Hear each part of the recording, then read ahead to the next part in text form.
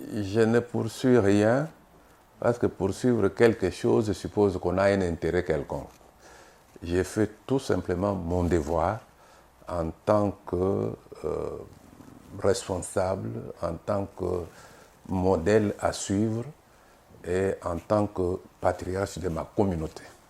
Donc je ne peux pas ne pas le faire. Il s'agit tout simplement d'un devoir pour moi. Voilà. Je pense qu'il y a déjà de réponses dans votre propre question.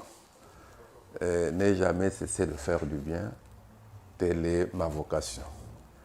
D'autant plus que j'ai l'avantage de comprendre que nous avons un système qui ne correspond pas tout à fait à l'état d'évolution de notre société. C'est tout à fait normal, on libéralise la politique, mais on est dans un contexte de pauvreté très avancé. Et j'ai toujours estimé que la démocratie, avec ce qu'elle sous-tend comme liberté, est totalement incompatible avec l'ignorance et avec surtout la pauvreté.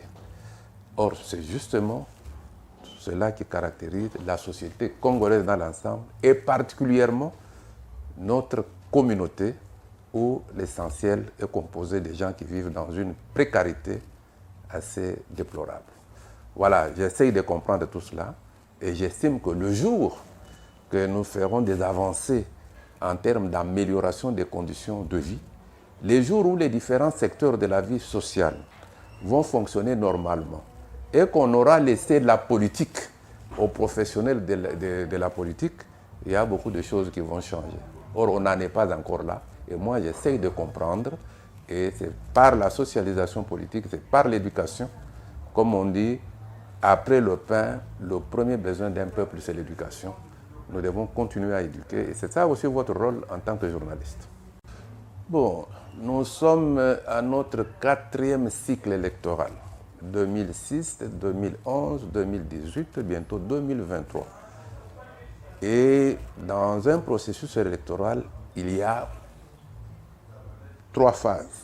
Vous avez la phase préélectorale, la phase électorale proprement dite, et la phase post-électorale. Là, nous sommes dans la phase préélectorale, caractérisée essentiellement par les opérations d'identification et d'enrôlement des électeurs qui devront déboucher sur la détermination des sièges dans les différentes circonscriptions électorales.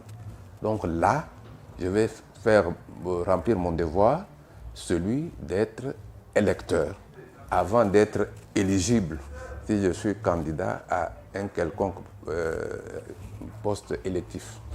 Donc je pars pour l'enrôlement, mais davantage pour la sensibilisation de la population afin qu'elle s'enrôle massivement de manière à améliorer la représentativité de nos différentes circonscriptions électorales. Vous avez au plan national, en ce qui concerne les législatives nationales, vous avez 500 sièges qui restent immuables. Alors, il y a des circonscriptions qui, de par le nombre d'enrôlés, améliorent le nombre de sièges. Quand vous regardez chez nous, depuis 2006, on est resté pratiquement dans le statu quo. Lubao, c'est 2 sièges depuis lors jusqu'à aujourd'hui. Cabinda, c'était 3 sièges avant la naissance de la ville de Cabinda qui devient une circonscription à part. Ce qui fait que le territoire de Cabinda n'a que 2 sièges et l'autre siège est passé à la ville de Cabinda.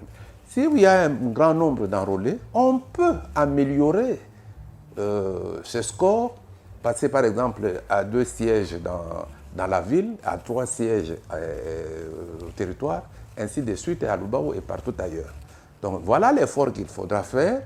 Et donc il faut pour cela une grande campagne de sensibilisation de la population, qu'elle comprenne qu'il faut nécessairement se faire enrôler. Ça va améliorer la représentation de notre communauté au niveau national et même au niveau de la province.